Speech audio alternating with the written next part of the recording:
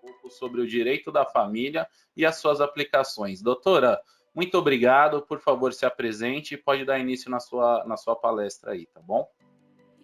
Muito obrigada pelo convite. Eu sou Regina Vendeiro, sou advogada especialista em direito civil, direito de família, e hoje eu vou falar um pouquinho sobre um tema que é muito interessante e que as pessoas às vezes têm dúvida, né? O direito, para muitas pessoas, é algo nebuloso, as pessoas ouvem falar direito de família, mas não sabem bem o que envolve, e aqui no Brasil, geralmente as pessoas não têm o hábito de consultar um advogado. Então, se a pessoa pensa, eu vou casar, casa e acabou, não pensa quais são as consequências jurídicas, o que pode acontecer, né? Qual que é a melhor opção para o casal. Então, assim, o meu papel hoje aqui é falar um pouquinho disso para vocês. Vou trazer um pouquinho o fundamento jurídico, que é a parte um pouquinho mais chata, mas vou trazer a parte prática, né? O que a gente tem que se preocupar? O que afinal, é o tal do direito de família, né? Pode seguir, Guilherme. E pode já clicar o próximo, porque aí a gente já segue daí, né? O que é a família? A família é a base de tudo, né? Embora quando a gente pense em família, a gente pense lá em laços de afeto, laços familiares, a gente nunca pensa muito na parte jurídica. Mas todos esses laços aí, sejam os laços de sangue, sejam os laços pelo casamento, todo esse amor, todo esse afeto, ele tem uma consequência jurídica, né? Ele não se encerra por aí, né? Ele traz consequências, ele traz uma parte, inclusive, patrimonial, né? E é tão importante, a família é tão importante para todos e para a sociedade, que a própria Constituição Federal fala isso, né? Que a família é a base da sociedade e tem a proteção do Estado, né? Justamente porque todos nós, né, temos por base a família, né? E sem a família a gente não é nada. Dificilmente alguém não vai ter alguém aí que seja da família. Então, vai ter uma repercussão, inclusive jurídica. E o que a gente vai trazer é essa repercussão jurídica. Pode seguir. Isso. Então, assim, além da Constituição Federal, claro, a gente tem outras leis, mas a nossa base aí é o Código Civil, né? E a gente pode perceber que o Código Civil, inclusive, em uma grande parte dos artigos, trata do direito de família, né? A gente vê aí do 1511, 1783, a gente vê que é artigo pra caramba, né? Tem bastante coisa aí falando do direito de família. E o que tratam, né, esses artigos do Código Civil? Fala do direito pessoal, e aí vai regular, né, casamento, fala das relações de parentesco, trata da parte do direito patrimonial, né, o regime de bens desse casamento, ou da união estável que seja, usufruto, administração de bens de filhos, alimentos, bem de família. Fala também da união estável, da tutela e da curatela. Então, assim, em linhas gerais, claro, em tópicos muito amplos, né, eu estou trazendo o que o Código Civil fala. Então, assim, o que engloba o direito de família? Quando eu falo direito de família, eu tenho que pensar o quê? Justamente nesses tópicos, né? Quer dizer, se é alguma coisa relacionada à relação de parentesco, a casamento, regime de bens, etc., vai estar inserido no direito de família. Pode seguir, Guilherme. Isso. A gente tem aí as relações de parentesco, só para a gente entender um pouquinho, né? Eu não vou me estender muito no tema, é só para a gente dar umas pinceladas gerais, né? Para a gente entender como é que se estabelecem essas relações, né? Podem ser vínculos consanguíneos, né? Que é um vínculo biológico aí, que a gente tem um ancestral comum, né? De forma direta, os colaterais, então tem um vínculo consanguíneo. Tem um vínculo civil, que aí é um vínculo adquirido por um vínculo legal, seja um casamento, adoção, união estável, né? E tem um vínculo de afinidade, que é em relação aos parentes do cônjuge ou companheiros, inclusive relativo aos descendentes e irmãos, tá? Ascendentes, descendentes, irmãos, não é também, né, todo mundo. Então, tem aí uma limitação. Pode seguir, Guilherme. E aí a gente vai falar de uma coisa que tem uma importância muito grande e que tem uma repercussão patrimonial, né? porque na hora que as pessoas pensam lá em viver junto, que as pessoas pensam em casar, geralmente está tudo bem, né? E você tem aí liberdade para poder escolher e discutir. Mas, como eu falei, muitas vezes as pessoas não se preocupam. As pessoas se preocupam com a festa, quem que vai tocar, com as flores, com toda a organização, com o vestido, mas não se preocupam com o mais importante, que é o que vai acompanhar o resto da vida, né? Ou pelo menos a gente espera, né? Ou enquanto durar o casamento, que é o regime de bens, né? Então, se você vai viver aí no casamento, na união estável, tem que se preocupar sim com o regime de bens e saber que tem uma opção. Não é que eu vou casar lá, vou dar entrada no cartório e pronto. Não, tem que ser alguma coisa que seja adequada para ambos, né? Eu já tive caso de um cliente que casou e depois de um tempo ele estava com muito problema, porque ele tinha vários bens, a esposa não estava trabalhando, e o casamento começou a não dar certo por conta do regime de bens, porque aí era comunhão parcial de bens, e aí ele falou, poxa, mas tudo que eu consegui, eu vou ter que dividir com ela não colabora, eu não acho justo. E é uma coisa que poderia ter sido evitada, né? Se na hora do casamento eles tivessem parado, refletido e escolhido o que melhor se adequava, né? E não tem que ter nenhum tipo de constrangimento, né? Tem gente que fala assim, poxa, mas se eu falar em casar com separação de bens, a pessoa vai se ofender.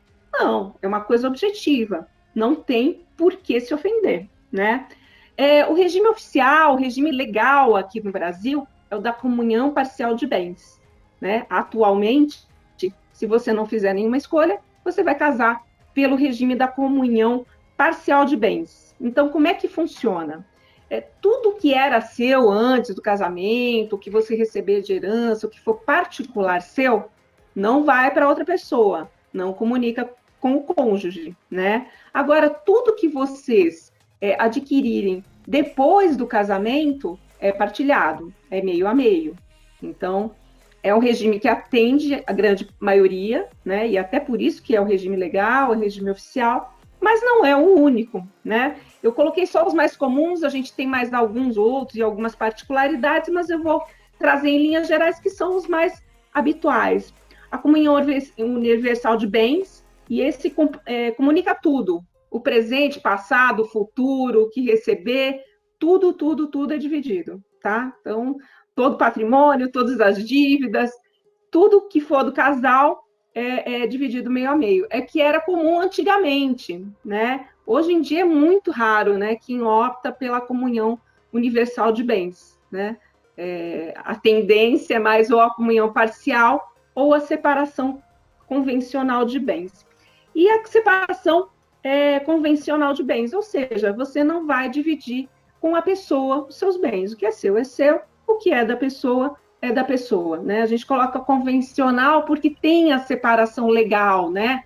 Tem uma separação obrigatória, a lei obriga em alguns casos que seja o casamento com separação de bens. Por exemplo, quem tem mais de 70 anos, se for casar, não pode simplesmente casar livremente no regime que escolher, tem que ser da separação legal mesmo, né? Separação de bens, mas porque a lei determina que assim seja, né? Tem mais algumas hipóteses, mas essa é a mais corriqueira, é a mais comum, é o que as pessoas estão mais acostumadas.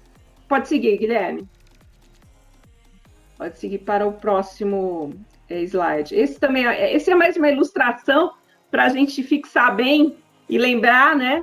Quais são os tipos mais comuns, né? Quando você vai casar, o que você tem que pensar? Se é separação, né? Se cada um fica com seus bens e está tudo certo, e aí você não tem que ter esse tipo de preocupação, se conseguiu coisa a mais ou não conseguiu, cada um fica com o que conseguir, né? A comunhão parcial, que aí o que vocês conseguirem em conjunto vai comunicar, ou a comunhão total, que tudo comunica. Pode seguir, Guilherme.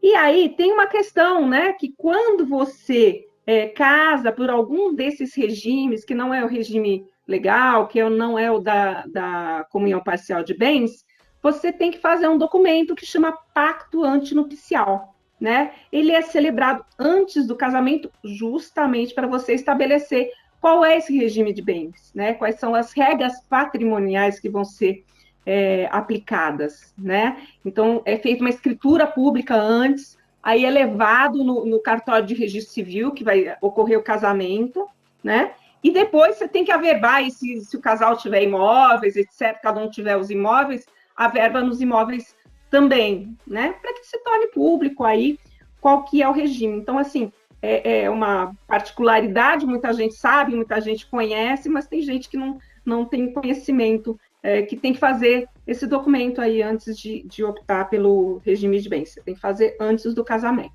tá? Pode passar aqui. Então, isso daí é o que eu estava falando, né? Comunhão parcial de bens não precisa, porque é o regime legal. Comunhão universal de bens você tem que fazer o pacto, porque você tem que optar, e a separação de bens também. Você faz o pacto porque você está optando aí por um regime diferente do regime legal, do regime oficial aí do Brasil. Pode passar, Gui. Próximo slide.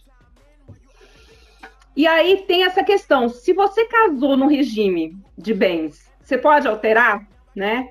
Esse é o caso aí desse meu cliente, que ele estava com um problema seríssimo, porque ele falou, eu estou pensando em me divorciar, porque eu não concordo, eu tenho coisas que eu vou receber, não quero partilhar, e etc. E aí, o que a gente faz? E, na verdade, ele até tinha consultado outros colegas, né, e acabaram não passando essa opção para ele, essa possibilidade, né? Você pode, sim, alterar o regime de bens, só que não é só lá no cartório e falar, olha, agora eu quero mudar. Não, você tem que fazer um processo, né? Entrar no judiciário com processo, justificar, comprovar também que não tem nenhum impedimento, que não tem nenhum problema, porque tem muita gente que, às vezes, de má fé, tenta fraudar aí credores ou tem outros interesses. Então, assim, é um processo que realmente acaba tendo um pente fino, né? O Ministério Público acaba até intervindo, eles verificam realmente se tem um fundamento, se não tem nenhuma outra intenção, nenhum outro problema, e é feito um processo judicial. Mas, em alguns casos, resolve, né? No caso desse meu cliente, resolveu, porque ele queria se divorciar, mas ele tinha algumas coisas, falar, poxa, mas eu gosto dela, a gente se dá bem, eu não queria me divorciar só por causa disso. Então, no caso dele, a gente entrou realmente com esse pedido aqui, né, de alteração do regime de bens. Demora um pouquinho, não é tão rápido, não é automático, mas a gente acabou conseguindo, e depois é só fazer os registros, né, alterado na certidão de casamento, etc. Então, tem todos esses procedimentos para alterar em todos os lugares que o regime de bens foi alterado. Então, pode passar aqui para o próximo. E aí, tem um outro instituto aí que é da união estável, né? Tem gente que fala assim, não quero casar. E esse negócio de papel passado, isso daí não dá certo para mim. Tem gente que fala que dá azar, etc. Então, assim, hoje a gente tem a união estável, né? A união estável, ela não precisa necessariamente de você ter um documento, né? Na verdade, ela se caracteriza pela convivência pública, duradoura, com intuito de família, né? Então, ela é uma situação de fato, né? Mas você pode reconhecê-la por escrito? Pode e deve, né? Justamente para evitar a insegurança jurídica. Por quê? Se você viver em união estável e não tiver aí uma declaração de união estável, um contrato declarando realmente que é a união estável, desde quando, etc., isso daí, se houver algum, ou se a pessoa falecer, ou se separar, etc., pode ter um reconhecimento de união estável. Tem que entrar com processo para reconhecer, e é muito mais demorado e muito mais complicado. Então, assim, o que a gente recomenda, né? Que seja feito, né? De preferência aí, por escritura pública, né? Você faz uma declaração de união estável no cartório de notas, e aí sim você também pode escolher aqueles regimes de bens. Aqueles regimes de bens lá que nós falamos, né? Para o casamento, você pode também escolher se você viver em união estável, né? Para aqueles que têm ojeriza de casamento, não quer dizer que é casado, você mantém o estado civil. Então, embora a pessoa viva lá em união estável, o estado civil, né, continua sendo solteiro, né? No casamento, não. Casamento, óbvio, né? Você altera o seu estado civil, ele passa a ser casado. E ele passa a ter efeitos a partir daquele momento do casamento em diante, né? A união estável vai ser a partir do momento que realmente ela se concretizou, né? De fato, então você pode até reconhecer, olha, a gente vive em uma união estável desde tal data. Então, assim, é uma declaração, né, de duas pessoas maiores, capazes, etc., de que realmente elas têm aquela situação, né? Então, assim, e os efeitos patrimoniais, eles são muito semelhantes ao do casamento, né? Então, assim, por que você tem que se preocupar com isso, né? Você fala, pô, mas, né, tanta burocracia, eu vou ter que me preocupar, eu só quero morar com a pessoa, eu gosto dela, eu não quero saber de bens, tal. Mas tem um efeito patrimonial, não tem jeito. Se por acaso você se separar, esses regimes de bens vão ter influência, né? Vão ter influência de como vão ser divididos os bens, né? Quando a pessoa casa, claro, eu acho que ninguém casa pensando em separar, ninguém vai morar com alguém, viver em união estável pensando em separar. Geralmente está tudo bem, tudo são flores, etc. Mas a gente sabe que as coisas mudam, né? As pessoas mudam, as situações mudam. Então, você prever, antever, né, o que vai acontecer lá na frente é muito favorável, né? Então, você tem que pensar isso, né? O que vai acontecer lá na frente? Então, se por acaso houver lá na frente uma separação, todos esses regimes de bens, né, um divórcio, todos esses regimes de bens, eles vão ter influência. Se um dos cônjuges, né, ou um dos conviventes aí falecerem, igualmente, né? Então, por isso que é tão importante, né? Tanto para você terminar, né, esse vínculo aí, seja pela morte, seja mesmo pela dissolução, porque você não consegue mais viver com a pessoa, não quer mais, tudo isso tem efeitos patrimoniais. E pode passar para o próximo. E assim, e tem assim, antigamente tinha alguns requisitos aí para união estável, 5 anos, viver sob o mesmo teto, etc, etc. Tinha vários requisitos, né? A legislação mudou, as coisas mudaram, e hoje o que se exige, até como a gente viu lá pelo conceito legal, né, é que tenha lá uma convivência duradoura, né, com o intuito de constituir família, etc. Mas, às vezes, isso fica com uma linha muito tênue, né? Porque antigamente, muito antigamente, acho que não tão recentemente, namoro é namoro, cada um estava na sua casa, né? Era uma coisa muito delimitada e etc. Hoje em dia, a gente sabe que o namoro muitas vezes se confunde com essa união estável, né? Porque às vezes um vai dormir na casa do outro, passa 2, 3 dias, volta, etc. Mas às vezes não está ainda um relacionamento maduro, não é aquele relacionamento que você fala, não, realmente estamos juntos, né? A gente quer ter uma família, a gente quer estar perante a sociedade, dizer que nós estamos juntos mesmo, né? Que é um negócio duradouro. Às vezes é um namoro breve, né? Uma coisa assim, mas pode ser objeto de discussão judicial, né? Porque, como eu falei, na união estável, não existe documento, não existe papel, é uma situação de fato.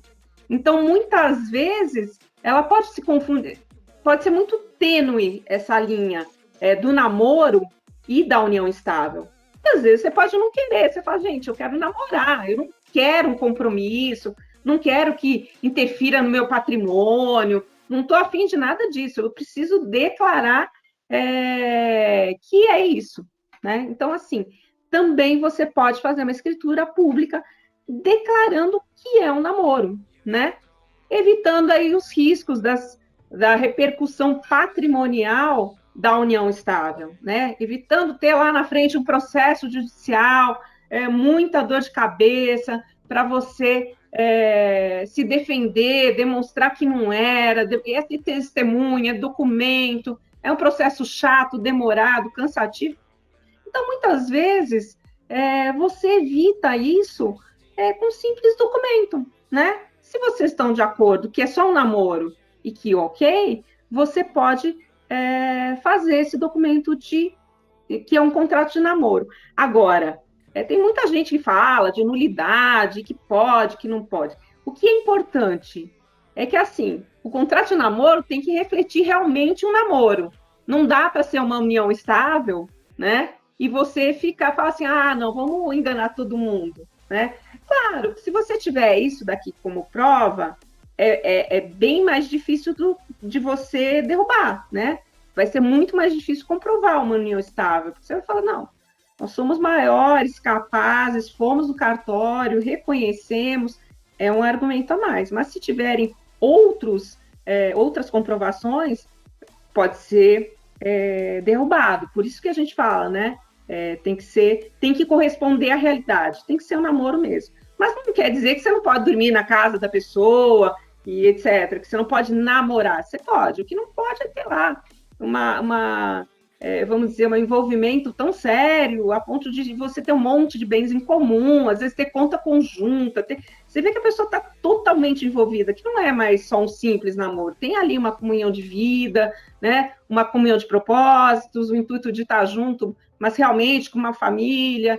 Então, assim, dá para fazer, é importante, mas ele tem que retratar a realidade, não é você falar assim, então, fiz contrato de namoro, posso viver em união estável tranquilo. Não, porque aí pode ser derrubado, tá bom? Então, pode seguir aí, Gui. E aí, na verdade, eu trouxe leves pinceladas, né? O que eu acho muito importante? Sempre conversar com o advogado, né? O que a gente verifica, assim, na maior parte dos casos dos clientes? Que quando chega para a gente, já está com muito problema, que podia ter sido evitado lá atrás, né? Isso tanto na área de família, como na área civil, né? Às vezes, uma simples consulta de um advogado, uma simples orientação, você consegue evitar muito problema, né? Porque no início lá é meu bem para cá, meu bem para lá. Depois que começou a dar problema, aí cada um quer saber dos bens, né? Agora eu quero metade de tudo, agora não sei o quê. Então, assim, se você estiver orientado, souber que opções você tem, né, e fizer uma opção consciente, você vai evitar muito problema e muito prejuízo patrimonial, né? Porque às vezes você não faz e lá na frente, quando acontecerem as coisas, já pode ser muito tarde. Então é muito importante que você todas as decisões que você vai tomar, né, você tome de forma consciente. E é importante que você saiba que tem coisas além, né, do amor, do afeto, da festa de casamento e etc., do vestido, enfim. Agora a gente não está podendo, né? Agora é tudo online e etc., mas de qualquer forma tem gente que ainda está fazendo, ainda que seja online o casamento. Mas o mais importante é aquilo que você vai conviver o resto da vida, né? E evitar problemas futuros. Então, pode finalizar, Guilherme, eu vou deixar meus contatos, né? E assim, o que vocês precisarem saber, o que vocês tiverem dúvida, etc., vocês podem entrar em contato comigo, né? Que eu esclareço. Então, era isso que eu tinha para falar. E aí eu fico aberta para dúvidas aí de vocês. Obrigado, Regina. Regina, vamos começar com as dúvidas. Ano passado, estava nos jornais aí, que a outra, a Ricardona, né, ela estava na justiça e a justiça, em primeira instância, tinha reconhecido os direitos dela, né? Isso está procedendo na justiça? Porque se for isso, nós vamos ter muitos problemas na hora de fazer imposto de renda, porque vai ter a amante, a verdadeira, a falsa, vai ser complexo vamos fazer imposto de renda desse jeito. Não é possível você ter dois vínculos de casamento, um casamento e um concubinato concomitantes, não pode. O que a justiça reconhece e que é possível, né? Você é casado mesmo no papel, e aí, por algum motivo, você separa. Tem muita gente que não vai falar, não vou fazer divórcio, etc. Deixa quieto, deixa aí.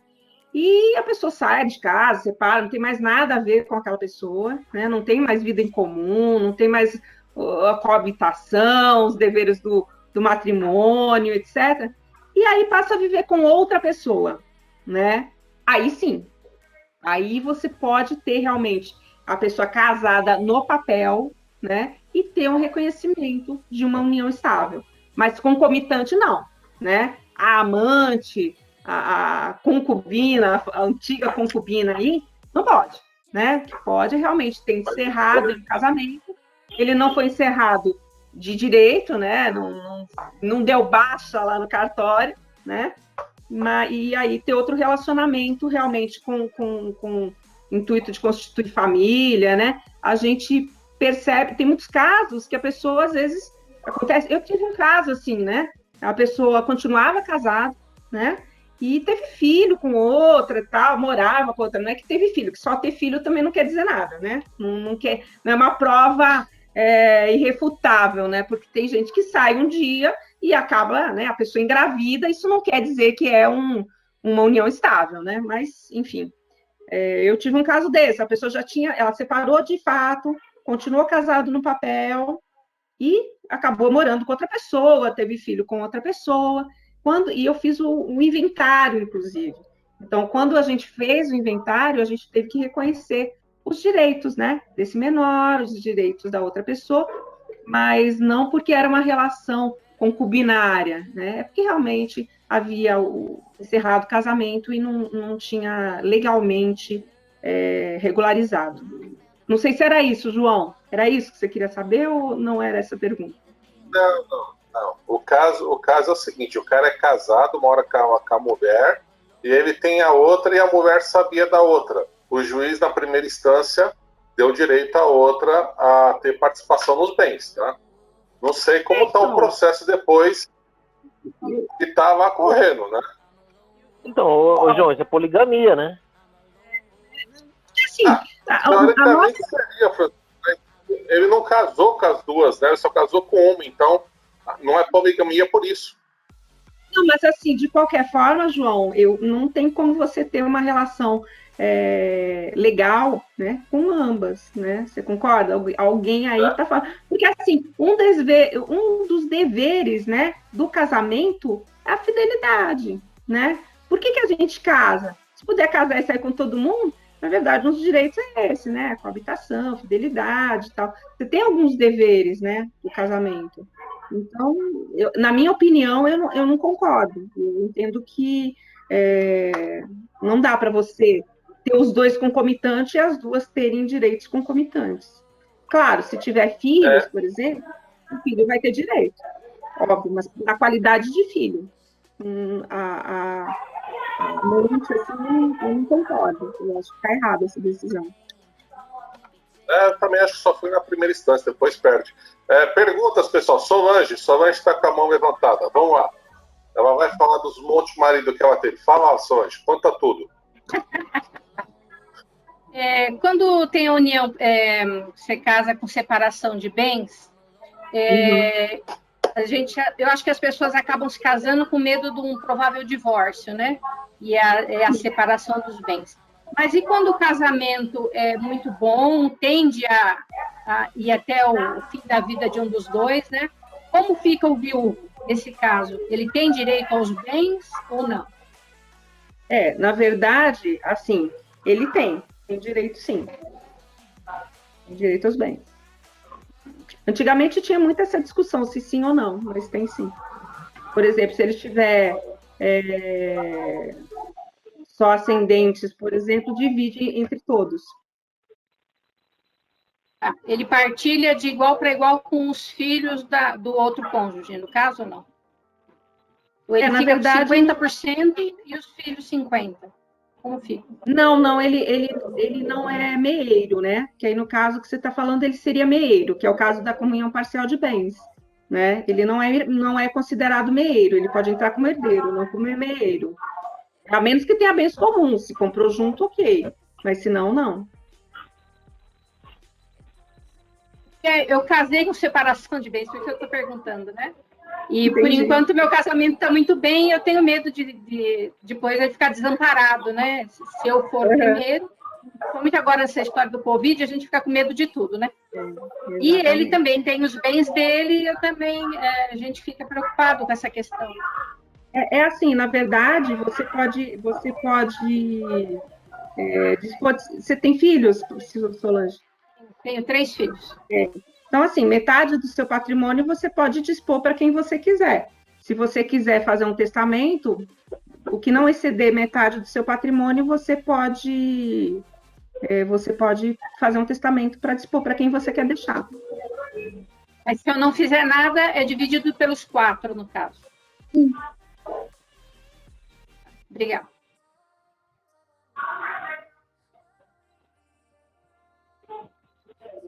Fazendo perguntas. Vai lá, Creide. Pergunte. Solange, eu acho que tem uma questão que eu acho que você pode abordar. A questão do... Eu comprei o meu imóvel antes do casamento, porém eu paguei ele na constância do casamento. Como fica o direito do cônjuge? Essa questão aí pode ser proporcional, né? Proporcional que você pagou aí, que você conseguiu durante o casamento, porque aí o anterior não tem esforço comum. E o que conseguiu depois, sim. Então, acho que pode ter parcial em relação ao que foi pago depois, né? Isso é uma questão que acontece mesmo, né? Porque é óbvio, né? Se você já pagou 99% do imóvel, né? E faltava 1%zinho lá e você casou, você concorda? Não é justo, né?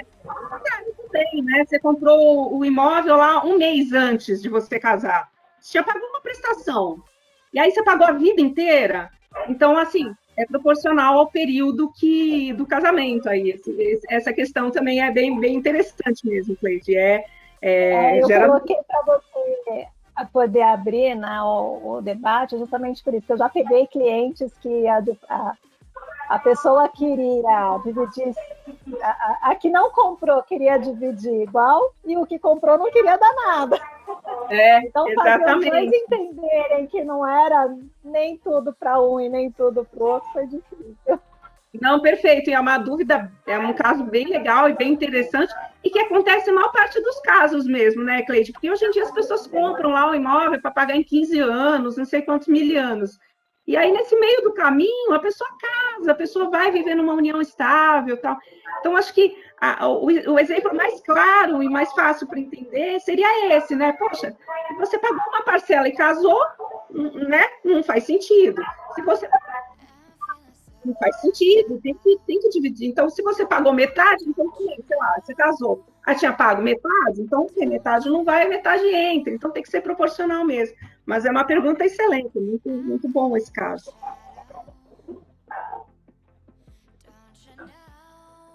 Francisco, vamos lá, Francisco. Esse tema é bem legal, né? É bem bacana a gente falar sobre esse tema. Tem um programa que eu gosto, que é Um Marido e 4 Mulheres, passando Discovery. É bem legal. Encrenca, né, Francisco? Só encrenca isso aí. Então, os Estados Unidos, ele tem assim, os Estados Unidos, cada estado tem a sua mini constituição, né? Cada estado tem suas leis e obrigações. E o cara pode ter vizinho de um tem a pena de morte e o outro não. Né? Se o cara matou aqui e passar para o outro lado, praticamente não acontece nada. Mas o que acontece? Aqui no Brasil, nós temos a lei federal que rege, por exemplo, não dá para a pessoa ter 4 mulheres, ou a mulher ter 4 homens aqui, não interessa. Não, Francisco, não adianta mudar de município, de estado, não adianta. Tá com segundas intenções. Mudar de país mesmo. No Brasil não dá, realmente a Constituição Federal, Código Civil, tudo leis federais. A gente não tem leis estaduais, municipais que regem aí a família, né? Você pode ter leis em relação a tributo, por exemplo, né? ITCMD, etc. Aí ok, né? TBI. Então, a gente tem legislação diferente, mas em relação ao direito de família mesmo, partilha de bens, casamento, regime de bens, é igual para todo mundo. O que a gente tem, na verdade, são alguns dispositivos legais que são dúbios e que tem aí interpretação jurisprudencial, que às vezes você vê, até o que o João falou, o juiz de primeira instância deu. Então, essa questão, por exemplo, também da separação de bens, se não é um negócio que rolou muito tempo nos tribunais, porque se você lê a legislação, realmente é difícil o entendimento, né? Às vezes fica na dúvida, e aí você consegue sustentar lá, e a gente tem a jurisprudência, mas a lei é igual para todo mundo, né? E aí acaba rolando, e geralmente acaba pacificando aí nos tribunais superiores. Só emendando uma coisa que eu vi na reportagem agora, a questão de uma semana, que o Supremo retirou aquela questão do negócio da honra, que o homem pode, o feminicídio, o homem mata a mulher e usa um artigo lá do Código Civil dos anos 40, eu acho, uma coisa assim, que é coisa da honra, né? Eu falei, nossa, gente, o nosso Código Civil tá tão ultrapassado. Defesa da honra. Isso. Meu, realmente eu fiquei abismado. Que é isso, né? É aquela coisa, né? Muitas vezes a legislação ela demora para ser alterada, né? A gente vê isso, por exemplo, em relação às uniões homoafetivas, né? Hoje é uma realidade, né? Não adianta, por exemplo, você falar que o casamento é entre homem e mulher, né? E a legislação ela tem que acompanhar a realidade da sociedade, né? Não adianta você falar assim, mas está escrito. Pô, você tem intuito de família, você vive lá com o mesmo teto, a gente sabe que tem casais que adotam crianças, ou enfim, fazem lá uma inseminação, ou o que seja, e acabam tendo filhos, tem uma família normal, como todo mundo. Aí você vai falar assim, mas família é só homem e mulher? Não. A legislação, ela tem que refletir a realidade, né? Até falei isso até no contrato de namoro, né? A gente não pode concordar com fraude, com coisa, vamos fazer de conta, vamos dizer que é que não é. Tem que ser o que realmente está acontecendo, né? Então, a gente vê umas coisas meio chocantes mesmo, a legislação que acabou não sendo atualizada, e muitas vezes a jurisprudência acaba atuando nesse ponto, né? De algumas coisas que a legislação está defasada, mas que não faz sentido. Você fala, interpretando esse artigo, a gente tem a mesma situação, né? Você não pode tratar situações iguais de forma desigual. Isso é o princípio da igualdade, é um dos princípios do direito, né? Você tem que tratar os desiguais igualmente na medida da desigualdade, né? Você tem que equiparar. Então, se as pessoas são desiguais, você tem que equiparar de uma forma que elas fiquem no mesmo nível, né? E você também não pode tratar dois casos iguais de forma diferente, né? Usando esse tipo de pretexto. Então, assim, muitas vezes a jurisprudência se manifesta, né? E por que a gente não fala, né? Tem a lei, por que tem juiz? Por que você fala assim, mas por que você fala que é interpretação? Justamente por isso, né? A lei lá tem várias interpretações, você pode sustentar de uma forma ou de outra, e a jurisprudência que acaba pacificando essas questões na maioria das vezes. Tem. Vamos lá, vai, Creide. A Creide primeiro, o Guilherme depois, vai. Ô, João, essa decisão que você comentou, eu não sei se é a mesma que eu tenho conhecimento lá do Rio Grande do Sul. O juiz ele reconheceu a união estável e a partilha de bens entre as duas, porque o falecido ele era só separado de fato, ele não tinha se separado legalmente, então não tinha feito a partilha do patrimônio com a ex e teve a questão da união estável, onde se pressupõe que a pessoa também fez um patrimônio ali, né? Então, por isso que, nesse caso, o juiz acabou reconhecendo o direito. Mas a regra, como a Solange falou, é que realmente isso não aconteça. Então assim, é justamente o que eu falei, então, né, Cleide? Mas, assim, o Rio Grande do Sul eu nem assustaria se fosse diferente, porque eles têm umas decisões bem diferentes lá, né?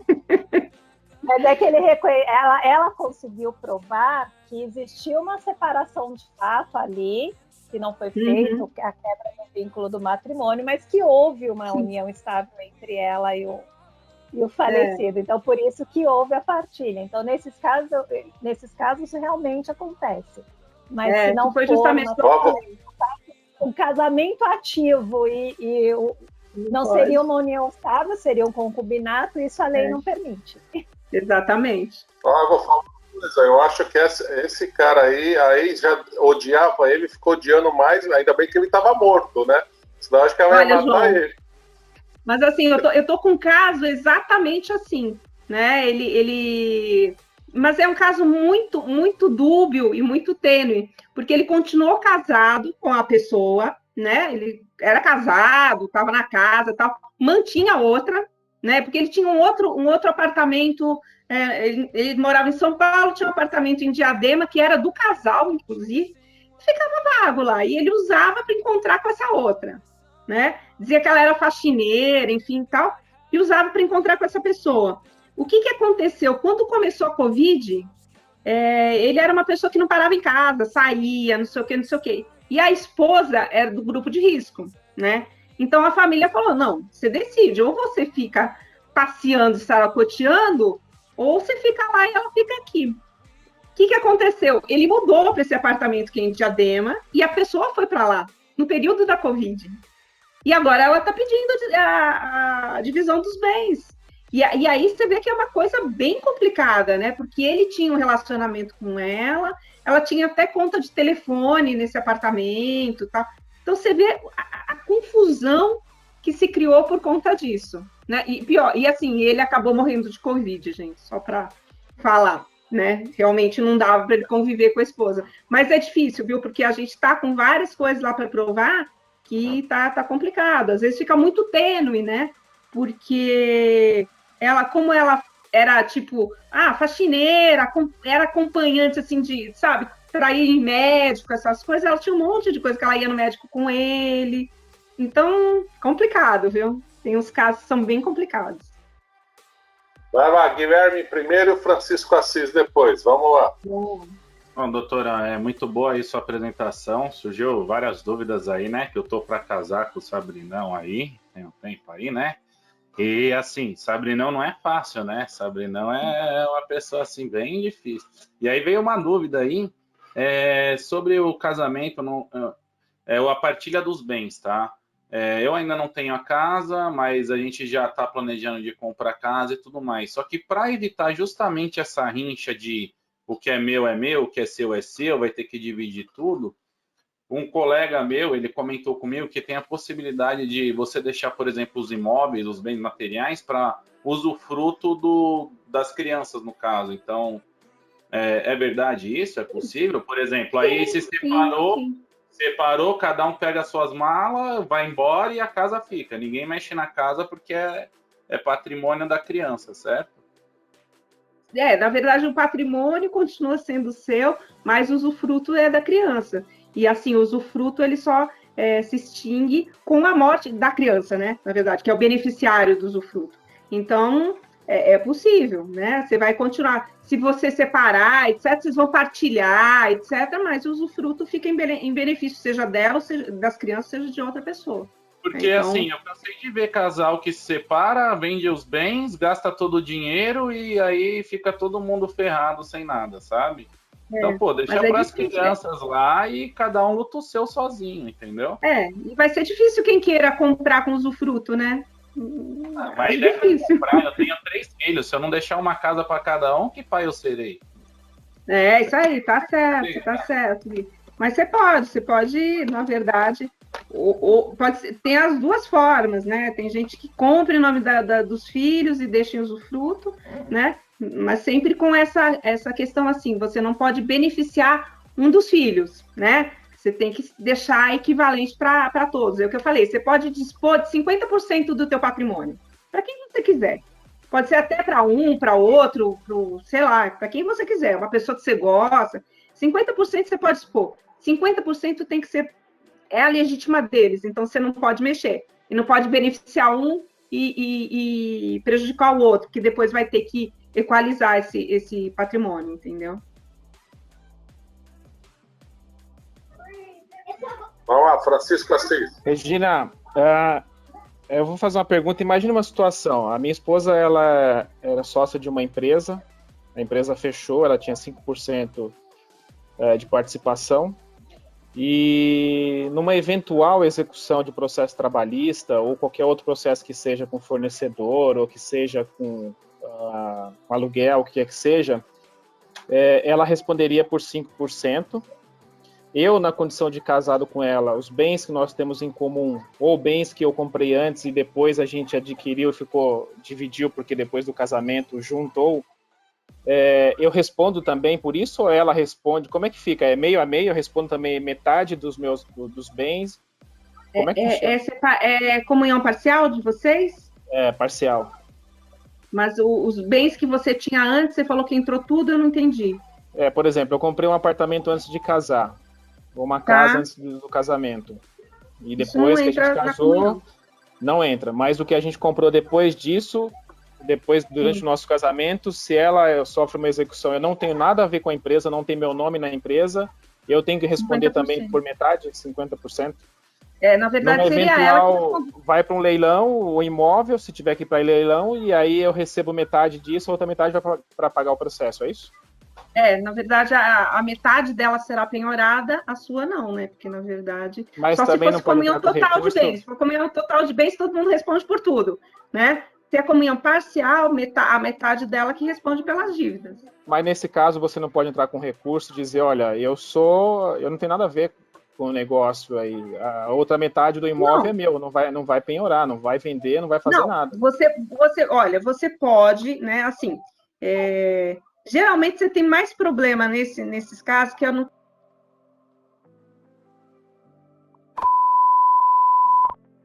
Rasgam o código, né, Cleide? Não sei se você concorda comigo, mas geralmente eles rasgam o Código de Processo Civil, eles rasgam tudo, eles decidem da cabeça deles, tá? Então, assim, o que acontece? Na maioria dos casos, eles acabam aí limitando, etc, etc. Mas tem muito caso que eles falam assim, não interessa, vende, depois a gente divide e paga a outra parte. Você, como não é parte no processo, você pode entrar com embargo de terceiro para defender o teu patrimônio, a tua ameação. O patrimônio anterior não tem como entrar, a menos que ela seja coproprietária, se vocês compraram junto antes de casar. Se está só em seu nome e foi antes do casamento, não comunica, né? Okay. O que vocês compraram depois, metade é seu, metade é dela. Você entra com embargo de terceiro para defender o seu patrimônio. E aí, provavelmente, você consegue segurar para não ir para uma penhora. Exatamente. E assim, na verdade, a penhora dos bens dos sócios tem que ter um que a gente chama de incidente de desconsideração da personalidade jurídica, tá? Porque a empresa responde, né? A gente sabe, geralmente é limitada, enfim, né? Não sei se é limitada, acredito que seja. Se for limitada, na verdade, quem tem que responder é a empresa. E aí, tem que entrar eles teriam que fazer um incidente de desconsideração da personalidade jurídica para atingir o sócio. E o sócio vai ter lá o direito de defesa dele, etc. Se desconsiderar, aí vai penhorar os bens pessoais, mas eu entendo que é só a metade dela, né? Mas normalmente desconsidera, né?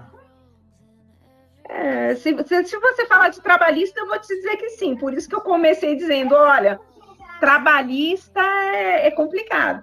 Mas a gente sabe que é um negócio demorado, é um negócio difícil. Eu vou te dar o exemplo de um caso que eu tô também e que na verdade, assim, foi penhorado do imóvel, são 4 irmãos, a dívida é de um irmão. E foi penhorado o imóvel inteiro, foi 100%, né? Eu já tinha tentado fazer acordo aí com o advogado reclamante, ele ficou, não quero, não dá, não posso, não vai. Enfim, ele não quis fazer o acordo. Eu entrei com embargos de terceiro por um dos irmãos, né? Hoje ele já me ligou. Doutora, repensando bem, vê aí se a gente não consegue, porque sabe que vai demorar, vai ser complicado, porque aí a gente vai entrando com os embargos de terceiro, de um irmão, de outro irmão, vai, né? Dá mais dor de cabeça, é demorado. Então, assim, geralmente o que a gente faz é entrar com embargo de terceiro, e é uma coisa que vai demorar bastante, né? Normalmente, quando é trabalhista, isso é muito rápido, eu já sei, mas quando não é possível conseguir aí levar isso para frente. Né? transmissão trabalhista, né? Você vê, porque aí a gente vai esperar se cada um, né? Tem o prazo de cada um, aí entra com os embargos, aí decide. Por exemplo, o sócio não teve incidente de desconsideração da personalidade jurídica, a gente já vai alegar nulidade. Então, tem várias coisas assim. O que a gente aconselha? A Justiça do Trabalho é bom fazer um acordo, porque é bem complicado. É o que eu falei, como eu te disse, eles rasgam aí Código de Processo Civil, CLT, é mais complicado, né? Claro que não em todos os casos, mas a gente sabe que é bem delicado, né? Tem casos aí que são que a gente vê que realmente acaba tendo aí uma invasão do patrimônio, tudo é bem mais difícil. Mas assim, tem defesa para tudo isso, né? Na verdade, você tem que exercer o direito de defesa, né? E em muitos casos, com certeza, a gente consegue realmente tirar, etc. Eu tive outro caso que também foi em relação ao trabalhista, foi penhorado os bens de um sócio de outra empresa, né? A pessoa tinha várias empresas e ele era sócio numa dessa que a pessoa era sócia. E também acabaram desconsiderando a personalidade jurídica sem incidente, sem nada, e a gente conseguiu ganhar e reverter, né? Então, em muitos casos, a gente consegue sim. É possível, depois que o juiz... Pode falar, João. Não, pode falar. Depois que o juiz... Depois eu vou dar notícia boa para os advogados, mas fala aí você. Se são dois sócios, por exemplo, depois que o juiz desconsiderou a personalidade jurídica de um dos sócios, um ele desconsiderou e o outro não, é possível entrar com embargo para reverter essa situação ou depois que ele desconsiderou você não tem mais o que fazer? Não, aí você vai entrar em embargos, não é embargo de terceiro, você não é mais terceiro, você é parte do processo, né? Você vai entrar com embargos de execução, aí embargos da penhora. Pode ter fundamento para entrar com embargo, sim. Por exemplo, nesse caso que você não teve oportunidade de se defender no incidente. Não foi instaurado o incidente, por exemplo. É um caso que a gente costuma conseguir, né? Você consegue aí anular, voltar a reverter. E aí a gente vai instaurando aí os incidentes e tentando liberar. Tá bom, obrigado. Diga, João. Vamos lá. No Estadão de hoje, né, está escrito que foi criado um fundo para comprar ações trabalhistas, tá? Então, aquelas ações que estão há muito tempo lá na Justiça, o fundo vai comprar, é claro, quanto mais demorar a Justiça, menos vai ser pago, né? Mas por quê? Os fundos estão ganhando muito dinheiro com precatórios e direitos creditórios. E eles viram a oportunidade na ação trabalhista também. Uhum. Então, de repente, a ação trabalhista passa a ser um negócio interessante para quem está com a ação muito tempo parada lá para receber. Uhum. Sim, sim. Com certeza. Daqui a um tempo não mais, por conta que agora é possível prescrever, mas tem muita ação antiga ainda que realmente está lá há séculos, né? Bom, a Priscila.